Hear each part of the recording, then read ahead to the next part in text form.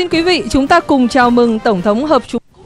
Ladies and gentlemen, please welcome the President of the United States of America, His Excellency Mr. Donald Trump, and President of the Socialist Republic of Vietnam, His Excellency Mr. Trần Đại Quang.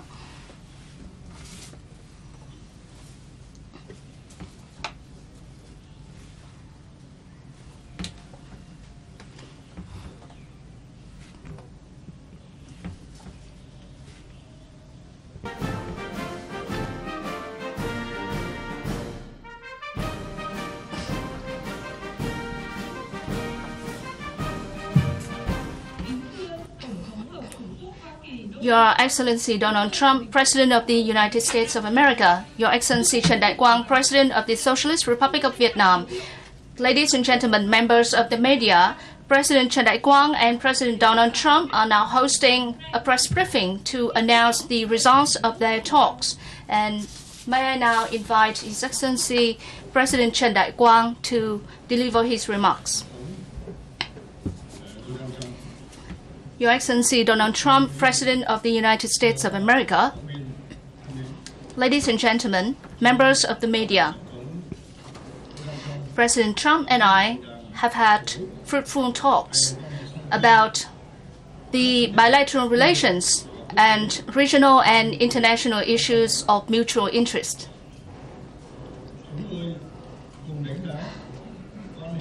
We both share the views that the bilateral relations have scored substantial results over the years, delivering enormous benefits to the people of both countries. During President Trump's state visit to Vietnam, Vietnam and the United States issued a joint statement pledging to further deepen the Vietnam-United States Comprehensive Partnership on the basis of mutual respect for each other's independence, sovereignty, territorial integrity, and political systems.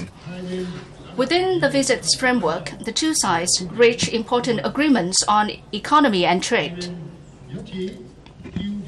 Addressing war legacy issues will receive higher priority, and we are committed to collaborate actively on this matter. Vietnam highly values the United States' decision to cooperate with Vietnam on dioxin cleanup at Bien Hoa Air Base after the two countries successfully concluded the dioxin cleanup project at Da Nang Airport. The President and I discussed regional and international issues of mutual interest.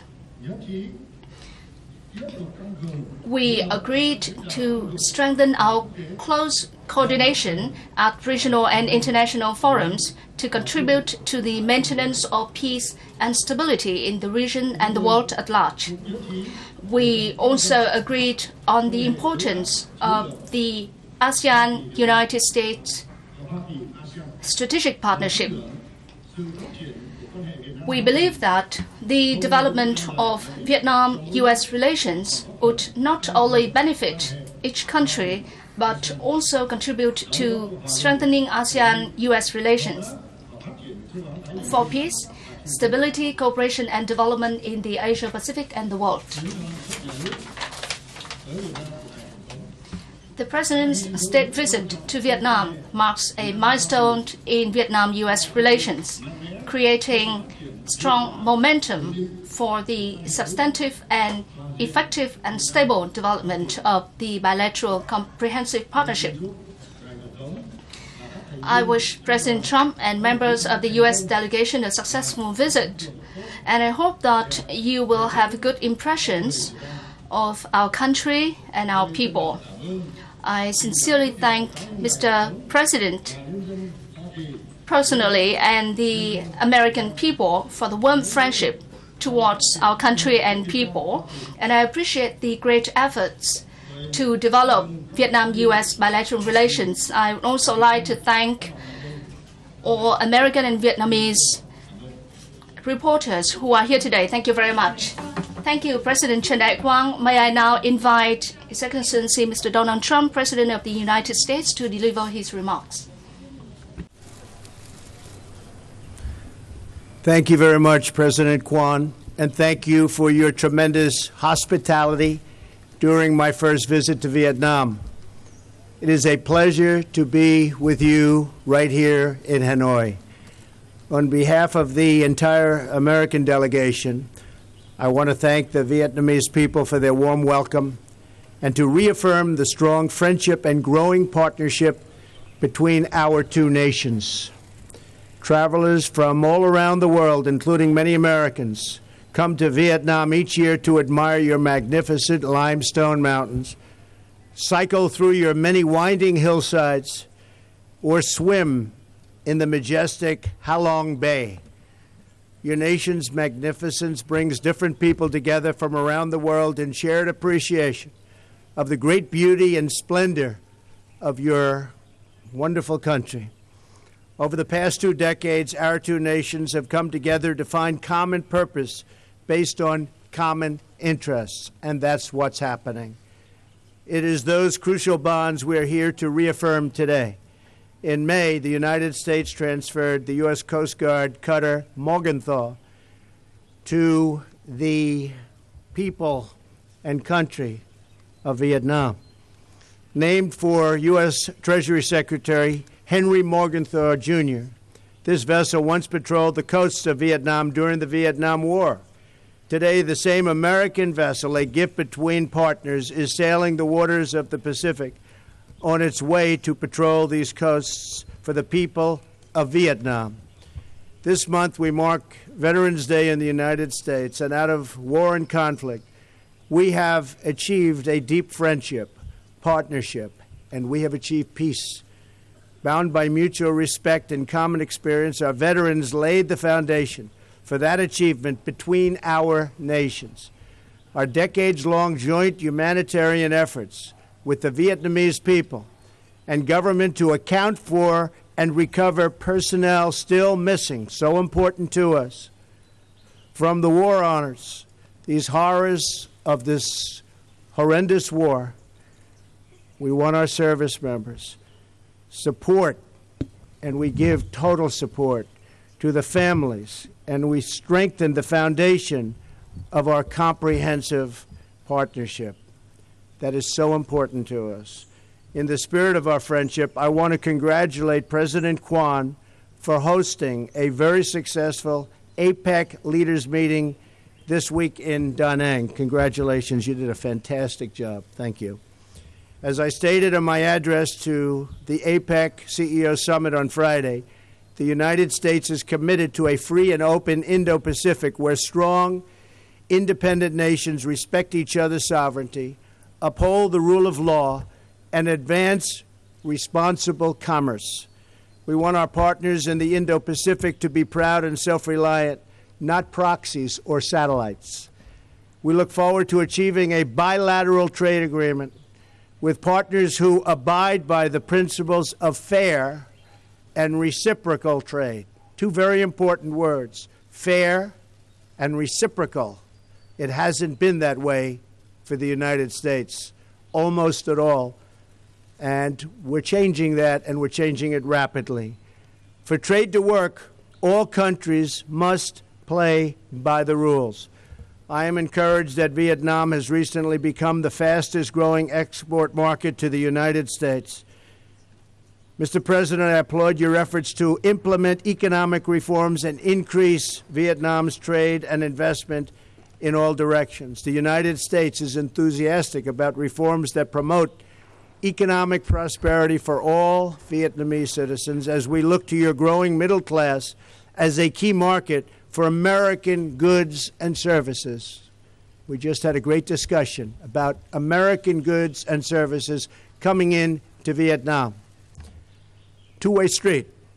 I am confident that American energy, agriculture, financial services, aviation, digital commerce, and defense products are able to meet all of your many commercial needs, and in fact, not only meet them, but what we do is better than anybody else. Moving forward, I welcome Vietnam's commitment to eliminating trade barriers for U.S. agricultural products. It's very important. We must ensure that American farmers and all American companies, especially those in digital services and e-commerce can compete on a level playing field, and we look forward to working with you to combat predatory and unfair trade practices in the region. On security issues, we continue to work with our Vietnamese partners and with partners across the region on a range of challenges, including maritime security, counterterrorism, human and drug trafficking, cybercrime, and disease prevention. Later today, I will travel to the Philippines, where I will discuss many of these issues at the U.S.-ASEAN Summit and the East Asia Summit. The ASEAN Summit is going to be something I think very, very special. I look forward to attending. We will also discuss the growing threat from North Korea. As I said in my speech to the Republic of Korea's National Assembly, all responsible nations must act now to ensure that North Korea's rogue regime stops threatening the world with unthinkable loss of life. Safety and security are goals that should unite all civilized nations. We want progress, not provocation. I mean, we have been provoked. The world has been provoked. We don't want that. We want stability, not chaos, and we want peace, not war. Mr. President, thank you for being such a gracious host during my time right here in Vietnam. I toured areas of Vietnam, and it is magnificent what's happening. Over the past 2 decades, our nations have continued to grow closer in advancing our shared interests. The history of our 2 nations reveals the possibilities for peace and progress in our world. Moving forward as partners, we will achieve great prosperity and success for the American people and for the Vietnamese people. I thank you very much. Thank you. Xin trân trọng cảm ơn. Thank you very much, President Donald Trump. And now the floor is open to your questions.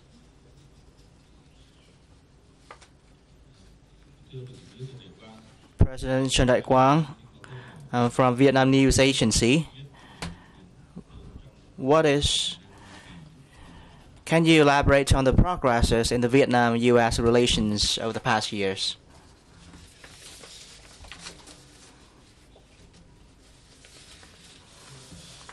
Well, dear reporters, over the past years, the Vietnam-U.S. relations have made very strong progress in all areas, from politics, diplomacy, economy, trade, science and technology, health, humanitarian areas, and people-to-people exchange, and in particular, high-level contacts, meetings, and exchange of delegations on the basis of the comprehensive partnership have produced substantive and meaningful results. And among them, the visit to the United States by Prime Minister Nguyễn Xuân Phúc in May this year, and the state visit to Vietnam of Honorable President Donald Trump in the very first year of his term of office are the highlights.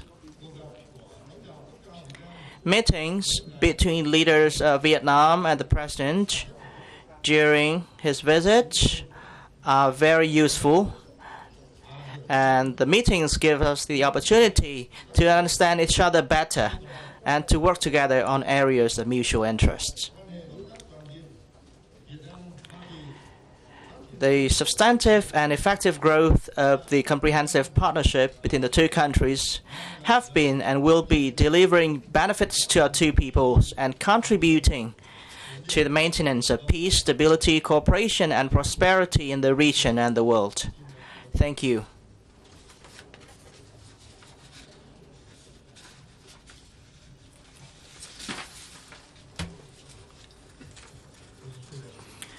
I'm from VTV and have another question for President Trần Đại Quang.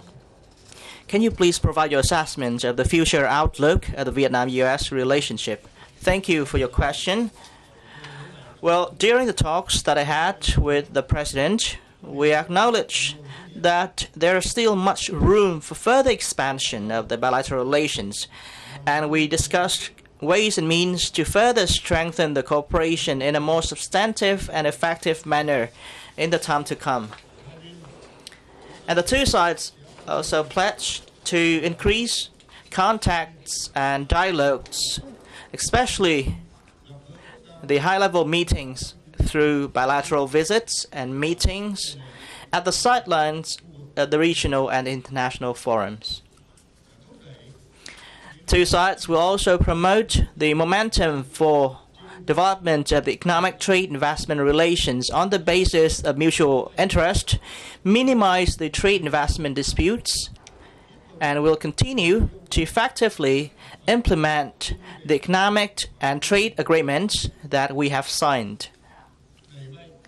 We'll also strengthen cooperation in science and technology, environment, climate change, humanitarian issues, human resources development, and expanding people-to-people exchange. For the enhanced comprehensive partnership in the interest of the two peoples and for the benefit of peace, stability, cooperation, and development in the region and the world. Thank you. Well, thank you,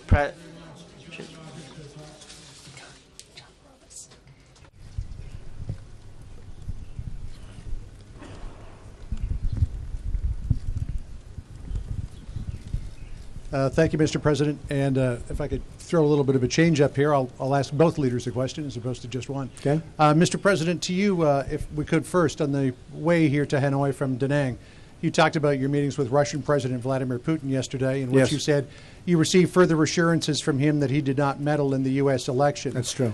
There was some uncertainty that brewed back in the United States over your statement that you said when he tells me that, I believe that he means it. That was taken in some circles, including Senator John McCain, to think that you believe that he is saying he did not interfere in the election. Could you once and for all, definitively, sir, yes or no, say whether or not you believe that President Putin and or Russia interfered in the election? What I said there, I'm surprised that there's any conflict on this. What I said there is that I believe he believes that, and that's very important for somebody to believe. I believe that he feels that he and Russia did not meddle in the election. As to whether I believe it or not, I'm with our agencies, especially as currently constituted with their leadership. I believe in our intel agencies, our intelligence agencies. I've worked with them very strongly. There weren't 17, as was previously reported. There were actually 4. But they were saying there were 17. There were actually 4. But as currently led by fine people, I believe very much in our intelligence agencies. Now, at the same time, I want to be able, because I think it's very important, to get along with Russia, to get along with China, to get along with Vietnam, to get along with lots of countries, because we have a lot of things we have to solve. And frankly, Russia and China in particular can help us with the North Korea problem, which is one of our truly great problems. So I'm not looking to stand and start arguing with somebody when there's reporters all around and cameras recording and seeing our conversation. I think it was very obvious to everybody. I believe that President Putin really feels, and he feels strongly, that he did not meddle in our election. What he believes is what he believes. What I believe is that we have to get to work, and I think everybody understood this that heard the answer. We have to get to work to solve Syria, to solve North Korea, to solve Ukraine, to solve terrorism. And, you know, people don't realize Russia's been very, very heavily sanctioned. They were sanctioned at a very high level, and that took place very recently. It's now time to get back to healing a world that is shattered and broken. Those are very important things. And I feel that having Russia in a friendly posture as opposed to always fighting with them is an asset to the world and an asset to our country, not a liability. And by the way, Hillary Clinton had the reset button. She wanted to get back together with Russia. She even spelled reset wrong. That's how it started, and then it got worse. President Obama wanted to get along with Russia, but the chemistry wasn't there. Getting along with other nations is a good thing, not a bad thing, believe me. It's a good thing, not a bad thing. And second. President Quang, if I could ask a question of you, there are some people who believe that Vietnam could make an effective facilitator in bringing the United States and North Korea together to at least lay the groundwork potentially for negotiations. What do you believe Vietnam could bring to the table in that regard?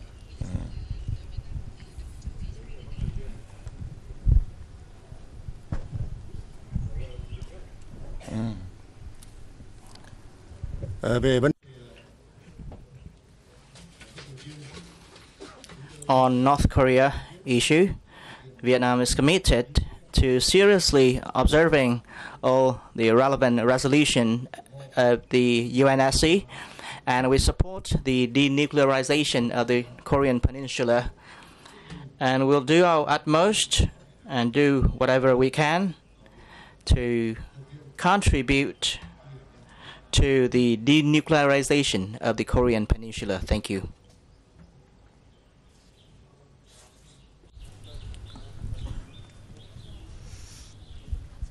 Xin cảm ơn. Thôi nhá. Xin cảm ơn. Well, thank you, President Chun Dai-Quang. Tweeted this morning about trying very hard to be friends with Kim Jong-un. Is that really a possibility? What would it take for that to happen at this point? And for President Quang, could you comment on the President's offer to mediate the South China Sea dispute? Thank you. Steve, I think anything's a possibility. Strange things happen in life. That might be a strange thing to happen, but it's certainly a possibility. If that did happen, it would be a good thing for, I can tell you, for North Korea, but it would also be good for lots of other places, and it would be good for the world. So certainly it is something that could happen. I don't know that it will, but it would be very, very nice if it did.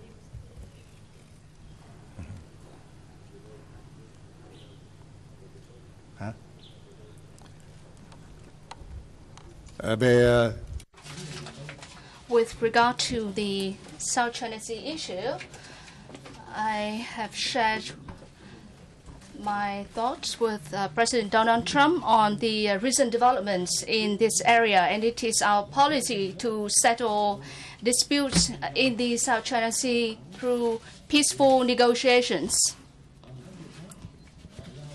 and with respect for diplomatic and legal process in accordance with international law, including the 1982 UN Convention on the Law of the Sea. Thank you very much.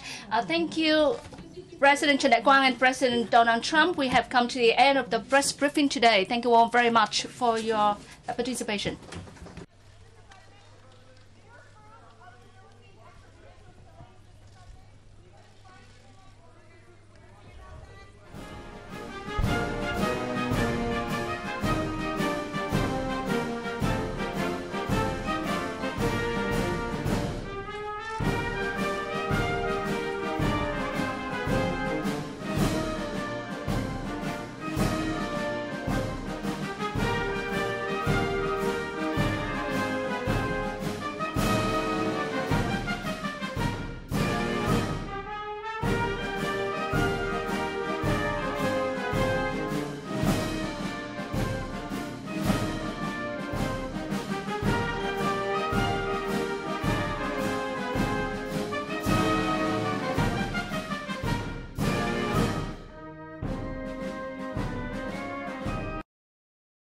All right, thank you very much, folks, for joining us and choosing us as your stream of choice. My name is Jen. I'm from Golden State Times.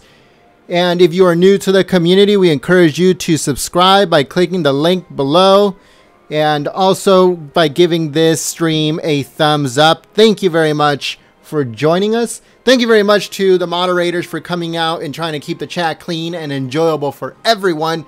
You guys make it the best stream on YouTube and the best chat on YouTube. We try to, take away all of the trolls and make sure that they're gone. We have already, banned over 70,000 trolls. 70,000, folks. Okay, so we try to keep the best chat here on YouTube. So thank you very much for helping us out by sharing this stream. If you're watching this after it's uploaded, Make sure to check out our previous videos that should be coming up on your screen. Also visit our website, goldenstatetimes.com. And like I said, subscribe to the channel. If you'd like to help out Golden State Times continue operation, please contribute using the links in the description below. PayPal, Patreon is the best to use, and we thank you very much in advance. We try to keep everything up to date and bring you guys every single live stream possible and stuff like that, but YouTube has been censoring us and we need your help. So if you guys would like to contribute, check the links in the description below the video, and we thank you very much in advance. My name is Jen. I'm from Golden State Times, and I hope to see you guys here next time. Peace.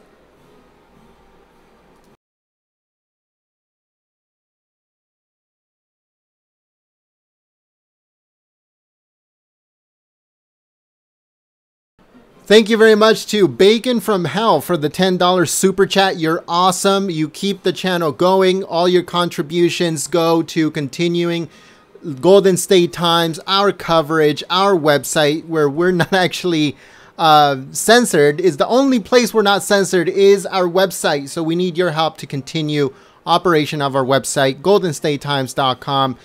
And as you guys might know, Facebook shut down our page, and we had to start a brand new one from zero.